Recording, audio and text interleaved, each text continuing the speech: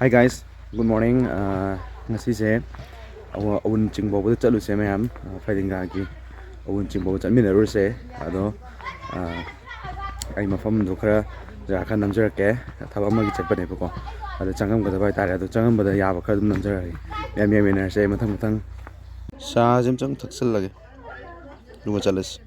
Mayam hauzik hauzik gaimung lagi. Aku dah agak ꯆꯠꯃꯤꯟꯅꯗꯣꯏꯅꯦ ꯑꯗꯣ ꯑꯩꯈꯣꯏ ꯗꯥꯁꯦ ꯁꯤꯗ ꯄꯣꯠ ꯑꯃ ꯂꯧꯕ ꯆꯪꯈꯤꯕꯀꯣ ꯑꯗꯣ ꯑꯩꯁꯦ ꯍꯧꯖꯤꯛꯁꯦ ꯑꯩꯈꯣꯏ ꯀꯥꯡꯕꯨ ꯑꯃꯁꯨ ꯉꯥꯏꯔꯤ ꯑꯗꯣ ꯑꯩꯈꯣꯏ ꯄꯨꯟꯅ ꯂꯥꯛꯃꯤꯟꯅꯔꯀꯥꯟꯗ ꯑꯩꯈꯣꯏꯁꯦ ꯊꯕꯛ ꯑꯃ ꯆꯠꯄꯅꯦ ꯑꯗꯣ ꯁꯤꯒꯤ ꯊꯕꯛ ꯆꯠꯄꯁꯤꯗ ꯉꯁꯤ ꯑꯋꯨꯟꯆꯤꯡꯗ ꯆꯪꯉꯝꯒꯗꯕ ꯍꯥꯏꯇꯥꯔꯦ ꯑꯗꯣ ꯑꯋꯨꯟꯆꯤꯡꯗ ꯆꯪꯕꯁꯤꯗ ꯑꯋꯨꯟꯆꯤꯡꯒꯤ ꯃꯐꯝ ꯐꯖꯕ ꯈꯔ ꯑꯩ ꯍꯥꯞꯆꯔꯛꯀꯦ ꯑꯩ ꯅꯝꯖꯔꯒꯦ ꯚꯤꯗꯤꯑꯣ ꯑꯣꯏꯅ ꯍꯥꯏꯇꯥꯔꯦ ꯑꯗꯣ ꯐꯣꯇꯣ ꯈꯔꯁꯨ ꯑꯗꯨꯝ ꯑꯩ ꯍꯥꯞꯆꯔꯛꯀꯦꯕꯀꯣ ꯑꯗꯣ ꯑꯩꯒꯤ ꯃꯃꯥꯡꯒꯤ ꯚꯤꯗꯤꯑꯣꯗ ꯃꯌꯥꯝ ꯑꯩ ꯃꯃꯥꯡꯒꯤ ꯚꯤꯗꯤꯑꯣꯁꯦ ꯑꯩ ꯏꯃꯥꯟꯅꯕ ꯈꯔꯁꯤꯡ ꯊꯦꯡꯅꯕꯗꯒꯤ ꯐꯖꯅꯤ ꯍꯥꯏꯅ ꯕ꯭ꯂꯣꯛ ꯑꯃ ꯁꯦꯝꯃꯁꯦꯅ ꯕ꯭ꯂꯣꯛꯁꯦ ꯅꯝꯈꯤꯕꯅꯦ ꯇꯁꯦꯡꯅ ꯍꯥꯏꯔꯒꯗꯤ ꯍꯥꯟꯅ ꯄ꯭ꯂꯥꯟ ꯇꯧꯔꯒ ꯕ꯭ꯂꯣꯛꯁꯦ ꯅꯝꯕ ꯆꯠꯄ ꯅꯠꯇꯦ ꯑꯗꯣ ꯕ꯭ꯂꯣꯛꯁꯦ ꯑꯗꯨꯝ ꯇꯧꯔꯁꯦꯅ ꯅꯝꯁꯤꯟꯈꯤꯕꯅꯦꯕꯀꯣ ꯑꯗꯣ ꯃꯌꯥꯝ ꯁꯞꯄꯣꯔꯠ ꯇꯧꯕꯤꯔꯝꯃꯣ ꯃꯌꯥꯝ ꯑꯩꯗꯤ ꯍꯧꯖꯤꯛ ꯍꯧꯖꯔꯛꯄꯗꯁꯨ ꯉꯥꯏꯔꯤꯕꯅꯤꯅꯀꯣ ꯑꯗ ꯍꯥꯏꯗꯤ ꯃꯌꯥꯝꯒꯤ ꯁꯞꯄꯣꯔꯠ ꯌꯥꯝꯅ ꯀꯩꯅꯣ ꯇꯧꯋꯦ ꯍꯥꯏꯇꯥꯔꯦ ꯑꯩꯉꯣꯟꯗꯗꯤ ꯗꯔꯀꯥꯔ ꯂꯩꯔꯤꯕ ꯌꯥꯝꯅꯀꯣ ꯑꯗꯣ ꯍꯧꯖꯤꯛꯁꯦ ꯑꯩꯁꯦ ꯋꯥꯌꯔꯂꯦꯁ ꯃꯥꯏꯀ꯭ꯔꯣꯐꯣꯟꯁꯨ ꯂꯧꯔꯦ ꯁꯤꯒꯤꯁꯦ ꯂꯧꯔꯦ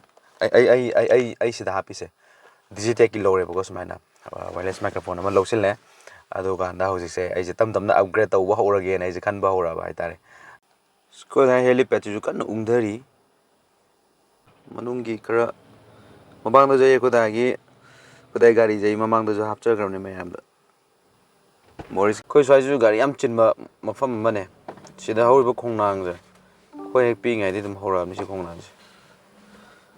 ꯈꯣꯡꯅꯥꯡꯁꯦ ꯑꯩꯈꯣꯏ ꯑꯗꯨꯝ ꯄꯤꯛꯏꯉꯩꯗꯤ ꯍꯧꯔꯛꯑꯕꯅꯤ ꯁ꯭ꯋꯥꯏꯗ ꯁꯤꯕ ꯉꯥꯛ ꯉꯥꯏꯔꯦ ꯃꯌꯥꯝ ꯚꯤꯗꯤꯑꯣ ꯅꯝꯕ ꯇꯣꯛꯑꯒ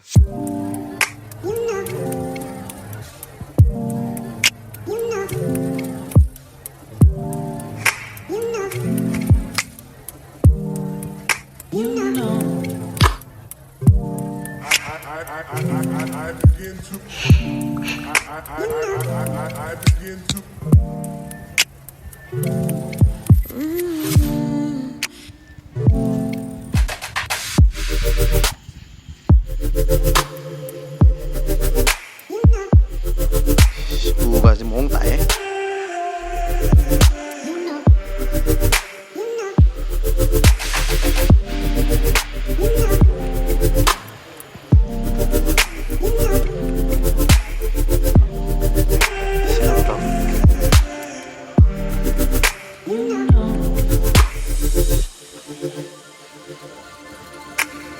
Không có bao giờ gì đến lùi đấy.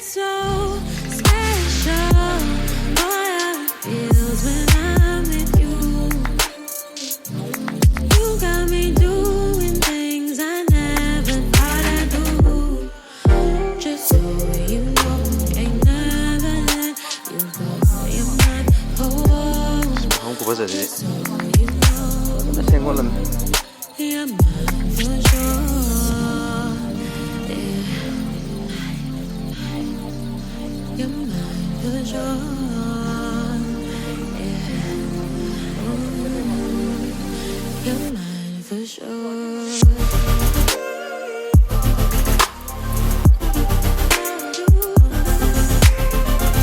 Ising sadre fajare.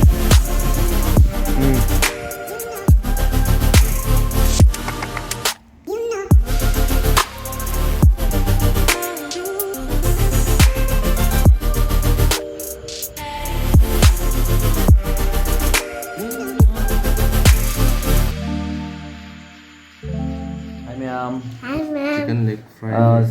Mayam aigi anouba marup new friend haitare aigi mamangi video da yawna mazi ngasi birthday ngasi nagi jay kya subagi birthday no chicken kebab kya chicken fried rice 6 years ma chahi taruk subagi birthday ne ada mana lit blazer jeng ngarang chalaga lairubne mayam fajaraga di habiramo ada ma se aigi lu na tina ba friend best friend haitare ko aigi andaki 2025 2025 tena tribani friendship lakhiuda natra yes mane tong haramo mayam da yes haramo mayam yes ado mayam magi birthday sai makha hapcharake mathang hapcharake dress code se kamai tau game biose am dile puse ꯌꯦꯡꯉꯣ ꯃꯌꯥꯝ dress ꯀꯣꯗꯁꯦ ꯀꯃꯥꯏꯅ ꯇꯧꯒꯦ ꯌꯦꯡꯕꯤꯌꯣ ꯑꯁ ꯐꯖꯕ hero ꯃꯥꯟꯕꯅꯦ ꯃꯁꯥꯃꯛ hero ꯅꯠꯇ꯭ꯔꯁꯨꯀꯣ hero ꯃꯥꯟꯕꯅꯦ ꯑꯗꯨ ꯃꯥꯁꯦ ꯂꯥꯏꯔꯤꯛꯁꯨ ꯌꯥꯝ ꯍꯩꯕ ꯁ꯭ꯀꯨꯜ ꯌꯥꯝ ꯀꯥꯕ ꯑꯉꯥꯡꯅꯦ ꯑꯩꯒꯤ ꯐ꯭ꯔꯦꯟꯅꯦ ꯍꯥꯏꯇꯥꯔꯦ ꯑꯉꯥꯡ ꯅꯠꯇꯦ ꯐ꯭ꯔꯦꯟꯅꯦ ꯁ꯭ꯋꯥꯏ ꯂꯣꯏꯁꯤꯜꯂꯁꯤꯔꯥ ꯍꯣꯔꯦꯟ ꯅꯪꯒꯤ ꯑꯃꯨꯛ ꯑꯁ꯭ꯋꯥꯏꯗ ꯃꯄꯥꯟꯗ ꯄ꯭ꯔꯣꯒ꯭ꯔꯥꯝ ꯇꯧꯕꯗ ꯑꯃꯨꯛ ꯅꯝꯊꯔꯁꯤꯀꯣ ꯌꯥꯏꯅ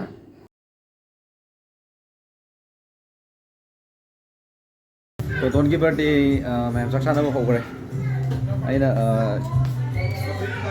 ꯀꯦꯃꯦꯔꯥꯃꯦꯟꯗ ꯂꯩꯔꯦ ꯁꯤꯗ ꯒ꯭ꯔꯨꯞ ꯑꯃ ꯆꯥ ꯂꯩꯔꯦ ꯑꯩꯈꯣꯏ ꯗꯥꯒꯕꯨꯆꯥ ꯑꯗꯒꯤ ꯑꯩꯈꯣꯏ ꯃꯣꯏꯔꯥꯡꯒꯤ ꯑꯩꯈꯣꯏꯒꯤ ꯏꯌꯥꯝꯕ ꯑꯁꯤ ꯑꯅꯩꯕ ꯉꯁꯤꯒꯤ ꯑꯩꯈꯣꯏꯒꯤ ꯏꯟꯖꯥꯡ ꯊꯣꯡꯕꯤꯈꯤꯕ ꯑꯩꯈꯣꯏꯒꯤ ꯀꯤꯠꯆꯟ ꯑꯗꯒꯤ ꯕꯕꯥꯁꯨ ꯂꯩꯔꯦ ꯀꯦꯃꯦꯔꯥꯃꯦꯟꯗꯤ ꯀꯣꯟꯅ ꯆꯥꯒꯗꯕꯅꯤ ꯃꯌꯥꯝ ꯆꯥꯕꯤꯌꯣ ꯁꯤꯗꯩꯁꯤꯗ ꯑꯩꯈꯣꯏ ꯚꯥꯏ ꯑꯃ ꯂꯩꯔꯦ ꯈꯣꯏꯗꯥꯏꯁꯤ ꯉꯁꯤꯒꯤ ꯕꯥꯔꯗꯦ ꯕꯣꯏꯒꯤ ꯐꯥꯗꯔ ꯑꯣꯖꯥ ꯁꯨꯔꯁ ꯂꯩꯔꯦ ꯈꯣꯏꯗꯥ ꯂꯩꯔꯦ ꯁꯤꯁꯦ ꯃꯌꯥꯝ ꯃꯃꯥꯡꯒꯤ ꯚꯤꯗꯤꯑꯣꯗ ꯌꯥꯎꯈꯤꯕꯅꯦ ꯈꯪꯗ꯭ꯔꯦ ꯁꯤꯗ ꯆꯦꯛꯀꯤꯅꯤ ꯂꯩꯔꯦ ꯅꯣꯛꯁꯤꯜꯂꯛꯏ ꯑꯦꯗꯤꯁꯟ ꯂꯩꯔꯦ ꯑꯣ ꯑꯩꯁꯦ ꯕꯨꯡꯉꯣ ꯍꯦꯛꯇ ꯍꯥꯏꯒꯦ ꯇꯧꯋꯦ ꯅꯪ ꯁꯥꯎꯅꯨꯍꯦ ꯕꯨꯡꯉꯣ ꯍꯦꯛꯇ ꯍꯥꯏꯒꯦ ꯇꯧꯔꯨꯕ ꯍꯥꯏꯇꯥꯔꯦ ꯕꯤꯗ꯭ꯌꯥꯁ ꯊꯣꯛꯆꯣꯝ ꯊꯣꯛꯆꯣꯝꯒꯤ ꯏꯕꯨꯡꯉꯣ ꯕꯤꯗ꯭ꯌꯥꯁ ꯏꯟꯖꯥꯡꯁꯦ ꯁꯤ ꯂꯩꯔꯦ ꯃꯌꯥꯝ ꯍꯧꯕꯗꯩꯗꯤ ꯅꯝꯍꯧꯗ꯭ꯔꯦ ꯑꯗꯣ ꯑꯩꯈꯣꯏ ꯁꯥꯔ ꯒꯖꯔꯥꯁ ꯑꯩꯈꯣꯏꯒꯤ ꯃꯉꯥꯜ ꯀꯤꯠꯁꯀꯤ ꯑꯣꯖꯥ ꯁꯤꯗꯤ ꯏꯔꯣꯝꯕ ꯂꯩꯔꯦ ꯏꯇꯩꯃꯁꯤ ꯂꯩꯔꯦ ꯃꯦꯝ ꯑꯩꯁꯨ ꯆꯥꯁꯤꯟꯕ ꯍꯧꯔꯒꯦ ꯑꯗꯨꯝ ꯃꯈꯥ ꯍꯥꯞꯄꯛꯑꯔꯣꯏꯒꯦ